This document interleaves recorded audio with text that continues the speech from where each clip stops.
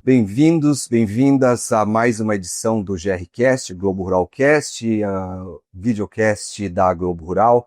Estamos aqui com uma presença ilustre, João Marquesan, presidente da AgriShow.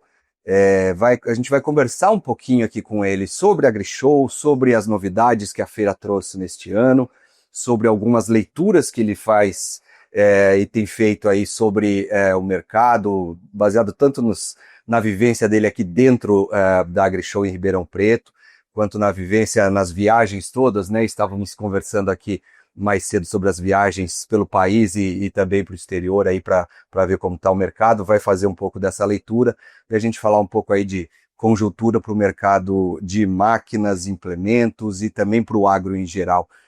Marquesan, João Marquesan, muito bem-vindo, muito obrigado pela presença. Eu que agradeço pela oportunidade. Maravilha. Eu queria, para a gente começar esse papo aqui, te perguntar sobre os passos de evolução da AgriShow, né? Ela todo ano é uma feira que ela já se sacramentou como a principal feira aí de tecnologia agrícola da América Latina, mas não ficou descansando, né, em berço esplêndido ali. Ela tem evoluído ano a ano. E eu queria te perguntar, na edição agora de 2026, o que vocês viram ou que trabalharam para que desse esse passo de evolução, o que vocês viram também de evolução até internamente aqui do que as empresas e os expositores trouxeram? Em primeiro lugar, vou dar alguns dados notáveis para você ter ideia da grandeza do AgriShow. Nós temos 900 expositores aqui expondo hoje. O Brasil tem 1.200 fábricas de máquinas agrícolas no geral. E tem 900 expondo aqui.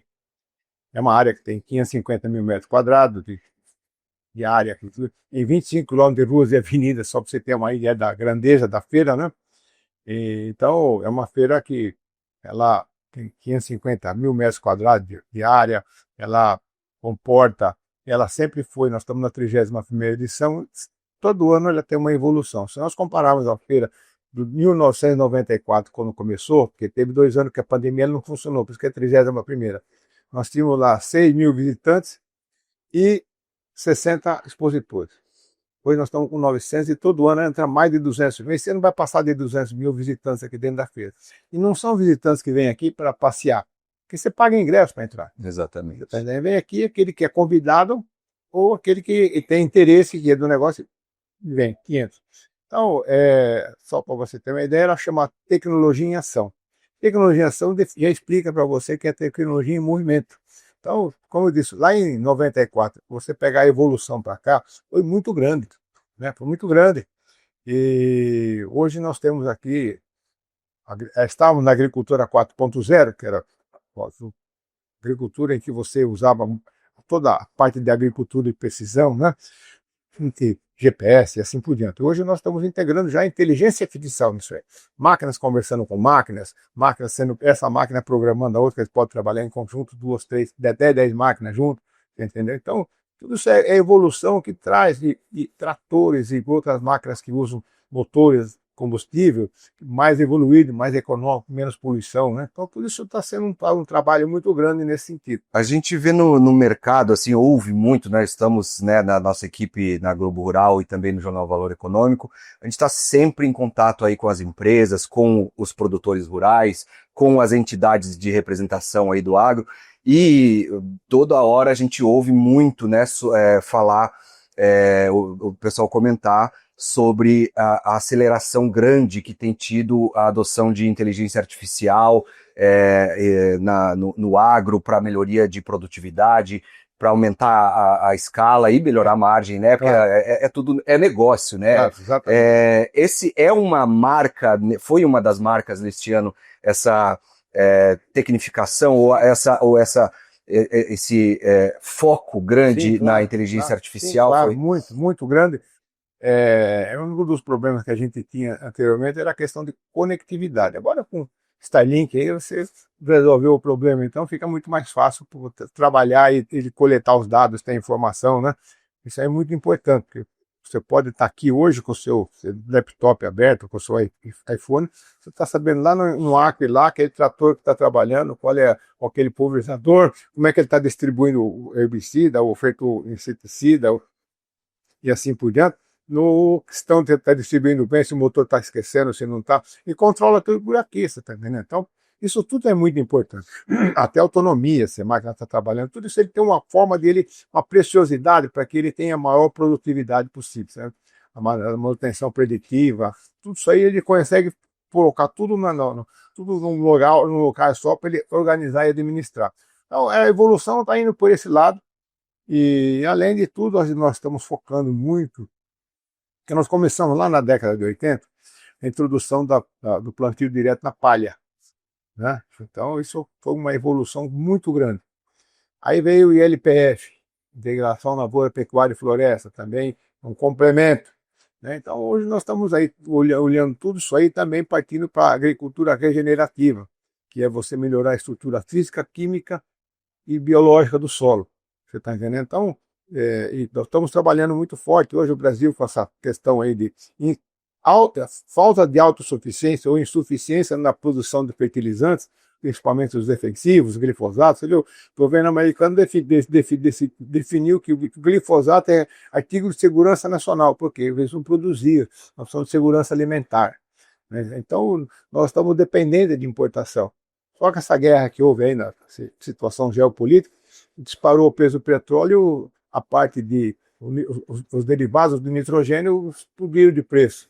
E veio na fileira, na carreira, veio aí o fosfato, o potássio, subiu tudo, porque subiu o preço do enxofre, que repercutiu no fósforo e assim por diante. Então, isso tudo é uma cadeia que nós temos que evitar, nós precisamos de autossuficiência nisso.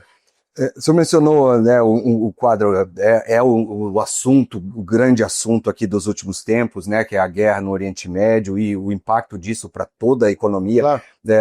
Os combustíveis, né? Exatamente, e aí o impacto sobre os insumos em particular, os insumos agrícolas em particular.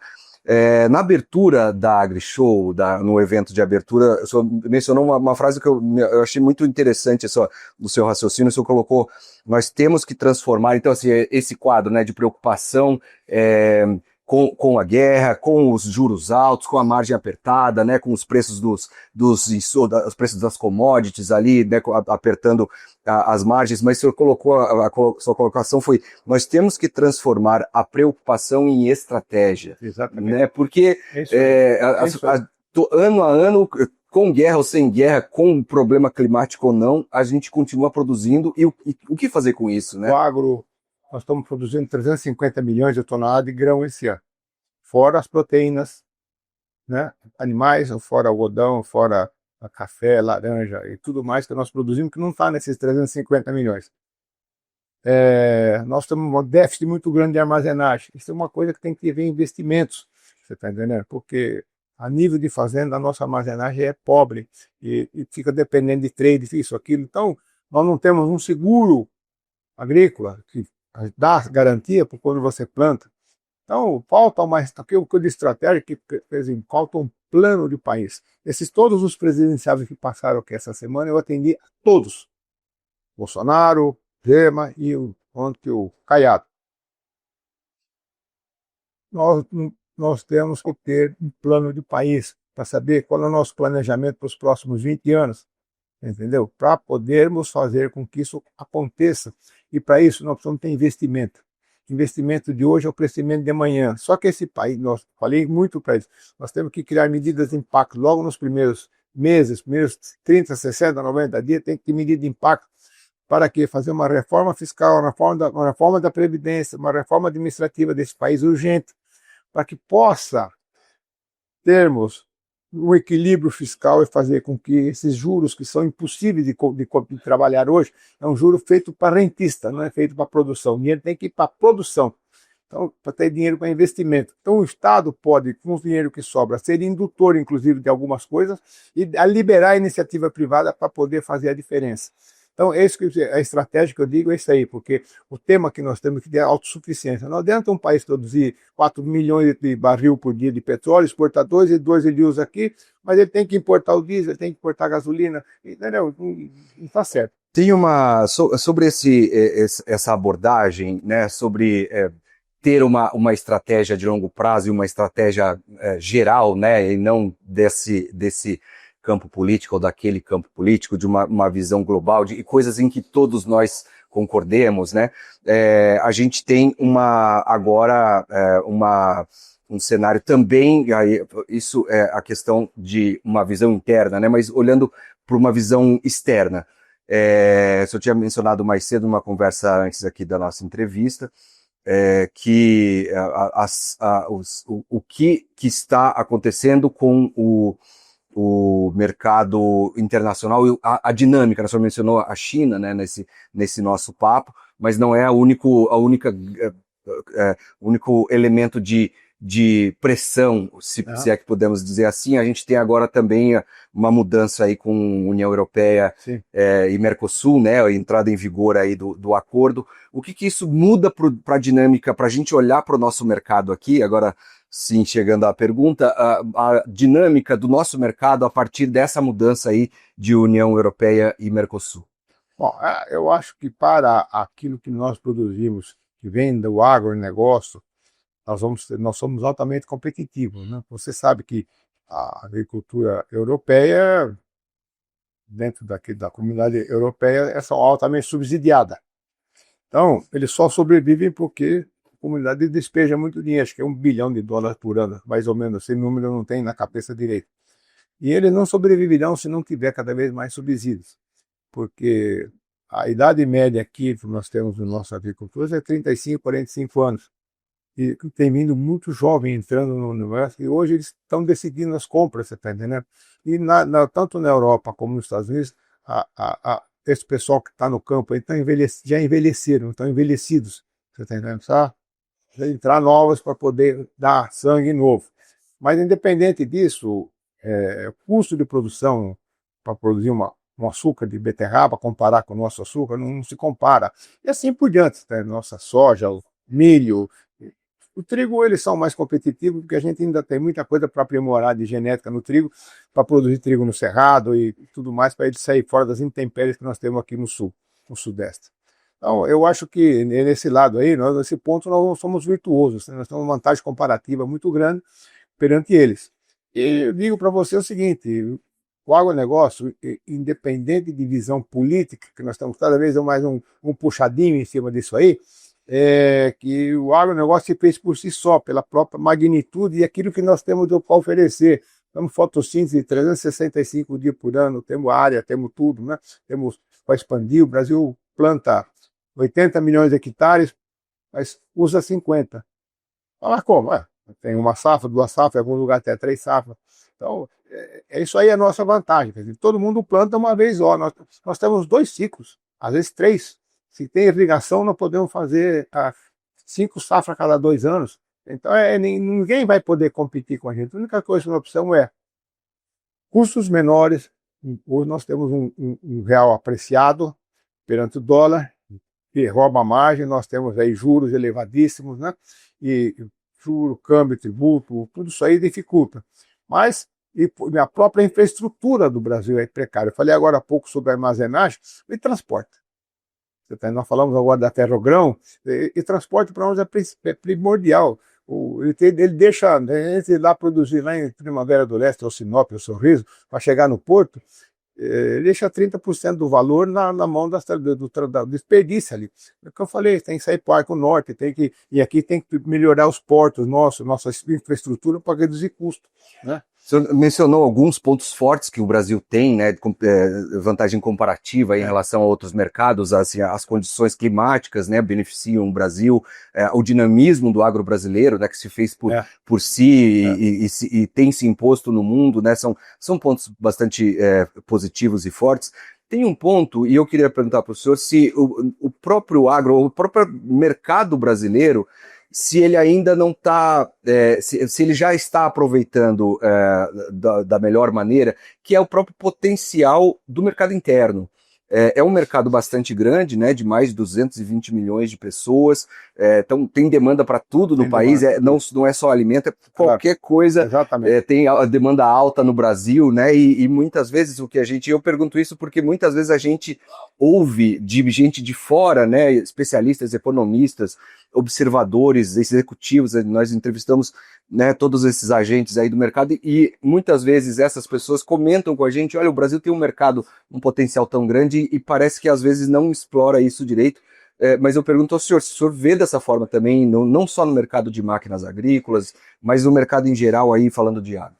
Olha, não só falando de água, mas olhando para um contexto geral, nós temos que melhorar o poder aquisitivo.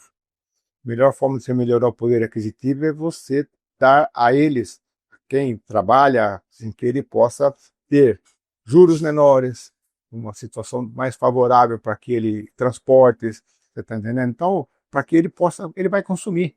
Não adianta você dar, vou fazer em 60 meses para comprar uma geladeira, mas ele vai pagar 5 geladeiras lá no final. Tudo bem, mas cabe no bolso dele aquela parcela, mas ele está tirando poder aquisitivo, você está entendendo? Então, tudo isso aí é muito importante para que o Brasil possa ter consumo e poderá melhorar muito mais o consumo interno, quer seja de qualquer coisa. Nós temos capacidade instalada de quase 5 milhões de automóveis, produz 2 e pouco, você entendeu? Então, é tudo isso que nós temos que olhar para frente. Você olha aqui, as situações que precisam acontecer é que, eu vou pegar de novo algumas referências, você pega o PIB da China e da Coreia somado lá em 1980, não chegava no PIB brasileiro. Não chegava no PIB, o PIB brasileiro era maior. Nós exportávamos turbinas para Três Gargantas, para fazer usinas Três Gargantas lá. Hoje, se quiser fazer uma usina hidrelétrica, você vai importar a turbina da China, porque a indústria aqui acabou. A indústria de bens de capital, a indústria de máquinas, tá entendendo? Máquinas e equipamentos, era 40%, era 20% do PIB, hoje é 8%. Desindustrializou o Brasil. Além do agro, que gera renda, que gera emprego qualificado, que o agro está gerando muito, mas a indústria precisa crescer também, sabe? Então, para isso, nós temos que ver o que nós falamos, reduzir drasticamente essas taxas de juros, mas com equilíbrio fiscal, reforma da Previdência, reforma do Estado, reforma, né? E assim por diante. A tributária está acontecendo já, mas ainda vai muito tempo para ela criar um impacto, né? O senhor falou da desindustrialização, o senhor é uma pessoa que está no coração da indústria, né, atua na indústria.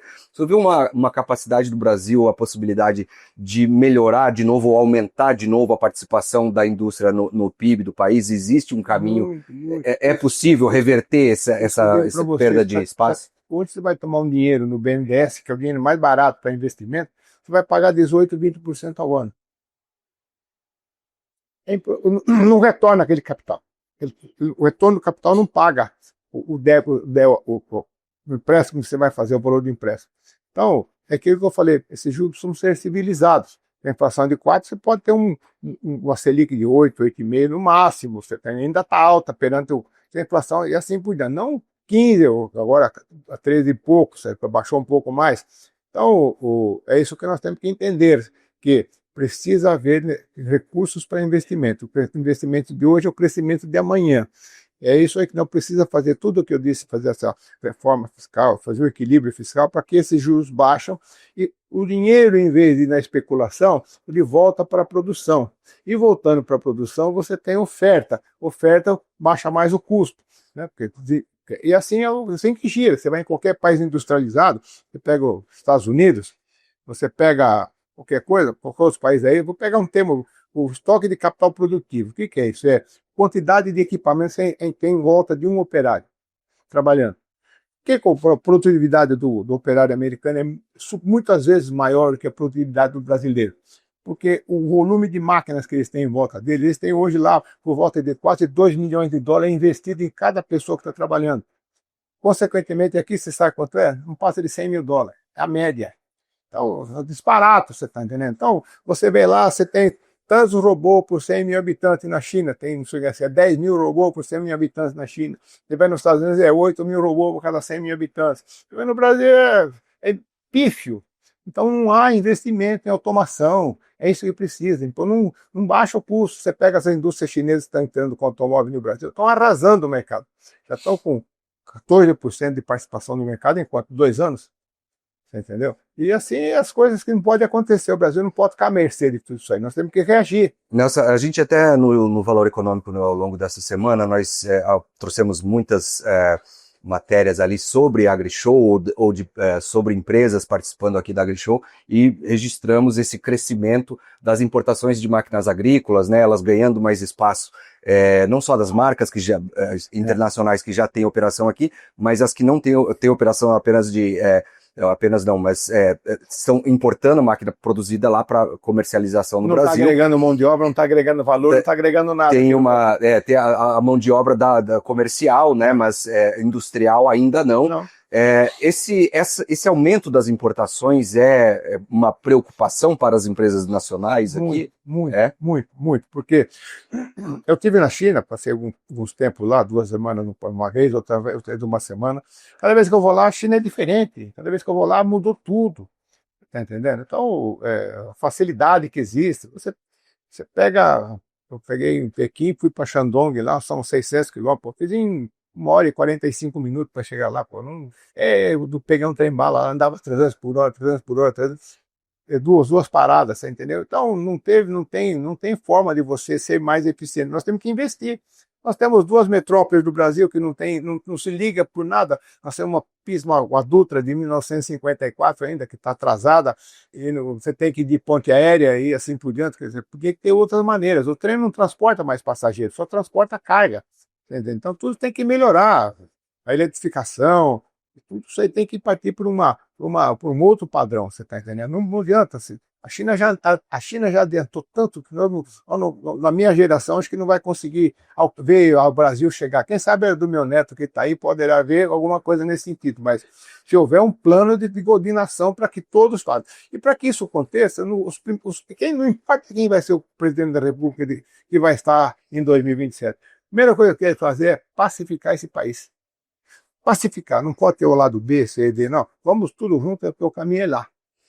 Esse é o desejo de todos nós, né? Às vezes as pessoas começam a discutir ali, levar a coisa para o lado pessoal e acho que assim, vamos concordar que todo mundo quer ficar bem, né? Então, independentemente de quem seja o presidente, né? Para a gente fechar aqui, Marquesan, voltando para a AgriShow, né? Vocês já a gente está gravando aqui no penúltimo dia, né, da edição agora de 2026, mas vocês já têm aí uma leitura sobre como foi a feira neste ano e obviamente já estão pensando coisas para as próximas edições, para a edição do ano que vem. Tem algumas coisas que vocês veem como passos que vocês estão planejando, né? Neste ano a gente teve, por exemplo, um aumento até de área, né? Sim. Vai ter agregar mais área ainda. O que é mais que vocês estão pensando? Nós conversamos com o governador Tarcísio para aumentar essa área. Ele vai aumentar, já prometeu que vai aumentar para a gente melhorar mais ainda a infraestrutura. Nós investimos muito em infraestrutura na feira esse ano. Fizemos um bom posto artesano para 600 mil litros por hora, melhorando toda a eletrificação aqui, reforçamos. Aumentamos para 13 restaurantes dentro da feira, mais um volume imenso de food truck que tem dentro para a pessoa comer uma comida rápida para não perder tempo, né? Então, tudo isso foi visto, os banheiros foram todos totalmente remodelados, aumentamos, sabe? Porque tem que dar vazão, né? Tem que dar vazão, porque a hora que esse pessoal, tanto masculino como feminino, não pode ficar em fila de espera, né? Limpeza e assim por diante, está sendo muito criterioso.